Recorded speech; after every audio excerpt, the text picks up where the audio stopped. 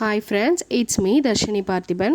இன்றைக்கி நாம் ஒரு குக்கிங் வீடியோ தான் பார்க்க போகிறோம். ஸோ சாமிக்கு படைக்கிறதுக்காக ஒரு ஸ்வீட் ரெசிபிஸ் வச்சுருந்தேன். அதோட ரெசிபியை தான் இன்றைக்கி உங்கள் கூட ஷேர் பண்ண போகிறேன். வீடியோக்குள்ளே போகிறதுக்கு முன்னாடி நீங்கள் இன்னும் நம்ம சேனலை சப்ஸ்கிரைப் பண்ணலாம். சப்ஸ்கிரைப் பண்ணி பக்கத்தில் இருக்க அந்த பெல் பட்டன் கிளிக் பண்ணி வச்சுக்கோங்க. அப்போ தான் நான் போடுற வீடியோஸோட நோட்டிஃபிகேஷன் அடுத்தடுத்து உங்களுக்கு வரும்.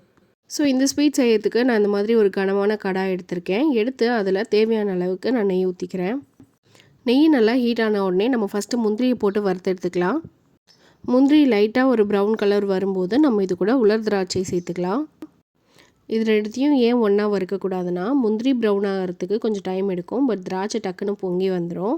அதனால தான் ஃபஸ்ட்டு முந்திரி வறுத்துட்டு அப்புறமா திராட்சையை சேர்த்துக்கலாம். ரெண்டும் நல்லா வறுப்பட்டதும் தனியாக நம்ம பிளேட்டில் எடுத்து வச்சிடலாம். ஸோ இப்போ அந்த நெய்லேயே நம்ம சேமியா சேர்க்க போகிறோம். நான் கொஞ்சம் அதிகமாக செய்கிறதுனால இன்றைக்கி நான் 7 கப் சேமியா எடுத்திருக்கேன். இப்போ அந்த நெய்லேயே சேமியாவை நல்லா வாசம் வர வரைக்கும் வறுத்து எடுத்துக்கலாம். இந்த மாதிரி அப்பப்போ நம்ம கிளறி விட்டுகிட்டே இருந்தோன்னா ஒரு 5 மினிட்ஸ்லலாம் நல்லா வாசனை வந்துடும். சேமியா நல்லா வாசனை வந்தோடனே நம்ம தண்ணி சேர்த்துக்கலாம். 1 கப் சேமியாவுக்கு 1 கப் தண்ணி, இதுதான் அளவு.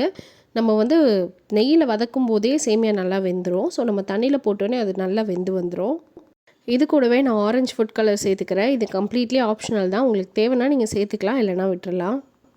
இப்போ எல்லாத்தையும் நல்லா நம்ம சேர்த்து கிளறி விட்டுக்கலாம். ஸோ இப்போ பார்க்கும்போது என்னடா சொதன்னு இருக்குதுன்னு நினைக்காதீங்க. நம்ம சுகர் சேர்த்தோடனே இது கரெக்டாகிடும். ஸோ சேமியா வெந்திருக்கா இல்லையாங்கிறத கையில் எடுத்து நசுக்கி பார்த்தீங்கன்னாலே தெரியும். ஸோ நல்லா வெந்துருச்சுன்னா நம்ம சுகர் சேர்த்துடலாம். 1 கப் சேமியாவுக்கு 1/2 கப் சர்க்கரை சேர்த்தா போதும். நான் இங்கே 7 கப் சேமியாவுக்கு 3 கப் தான் சர்க்கரை சேர்த்துருக்கேன். ஏன்னா எனக்கு சுகர் கொஞ்சம் கம்மியாக இருந்துச்சுனாலும் பரவாயில்ல. ஸோ அதனால் நான் அப்படி சேர்த்துருக்கேன். ஸோ இப்போ இது எல்லாத்தையும் ஒன்றா சேர்த்து நல்லா நம்ம கிளறி விட்டுக்கலாம். சுகர் நல்லா மெல்ட் ஆகி சேமியாவில் இறங்குற அளவுக்கு நல்லா நம்ம கிளறி விட்டுக்கலாம். ஸோ இதுக்கு முன்னாடி பார்க்கும்போது ரொம்ப குழன்னு இருந்துச்சு. இப்போ நல்ல ஒரு கிளாஸி லுக் இருக்குது பார்த்தீங்களா. இதை கைவிடாமல் கிளறணுன்னெலாம் இல்லை. 2 மினிட்ஸ் ஒன்ஸ் நம்ம அடி பிடிக்காமல் கிளறி விட்டால் மட்டும் போதும். ஸோ சுகர் நல்லா மெல்ட் ஆன உடனே இதில் நம்ம வறுத்து வச்சுருக்கிற இந்த முந்திரி திராட்சையை சேர்த்துடலாம். ஸோ இந்த மாதிரி தனியாக இருக்கிறது இந்த மாதிரி நம்ம கிண்டும் போது அந்த சட்டியில் ஒட்டாமல் இப்படி சுருண்டு வர பதத்துக்கு வரணும். ஸோ அந்த அளவுக்கு நம்ம கிளறி விட்டுக்கிட்டே இருக்கலாம். ஸோ கடைசியாக கொஞ்சமாக நெய் சேர்த்துட்டு அதையும் நல்லா கிளறி விட்டுடலாம். அந்த நெய்யெல்லாம் கேசரி குடிக்கிற அளவுக்கு நம்ம கிளறி விட்டால் போதும். நம்ம கிளறும் போது அதுவே இந்த மாதிரி உருண்டு வரும். ஸோ இந்த டைமில் நம்ம கேசரி ரெடி ஆகிடுச்சு. அந்த சூட்டோடவே அடுப்பை ஆஃப் பண்ணிவிட்டு ஒரு 5 மினிட்ஸ் இந்த மாதிரி ஒரு மூடி போட்டு வச்சுருங்க. ஸோ சுட சுட நம்மளோட சேமியா கேசரி ரெடி ஆகிடுச்சு. ஸோ இப்போ நம்ம இதை ஒரு பிளேட்டில் எடுத்து வச்சிடலாம். ஸோ இது செய்யும்போது கொஞ்சமாக கை வலிக்கும் தான், பட் டேஸ்ட் அல்டிமேட்டாக இருக்கும். ட்ரை பண்ணி பாருங்கள்.